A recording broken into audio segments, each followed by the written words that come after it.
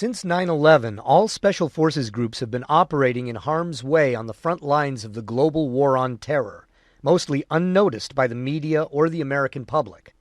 The business of Special Forces soldiers is a deadly serious one, and keeping it low-key increases our effectiveness. Often we are the only Americans operating in a country under austere conditions and with very little support from other elements of the U.S. military. Unnoticed anonymity is normal business for us.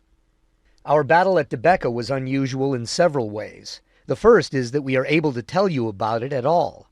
If Debecka had been an ordinary Special Forces mission and an ordinary fight, nobody outside the community would have ever heard about it.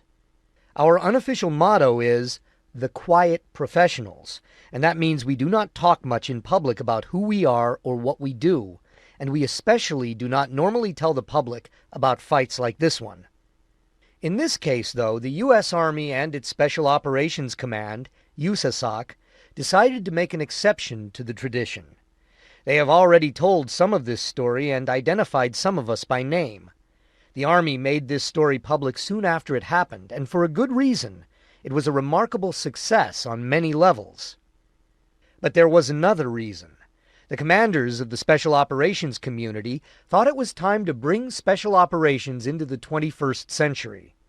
That involved transforming the Special Operations Command from one that once supported other theater combatant commanders to one that would become a combatant command itself.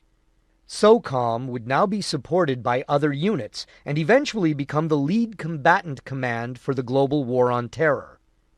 To support this transformation, information about recent successes, including many Special Forces operations in Afghanistan and Iraq, were approved for public release to the media.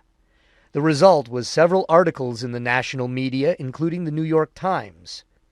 The stories were also featured at the Army's annual Association of the United States Army, AUSA, convention in Washington, D.C., where several Special Forces soldiers told their stories to the public.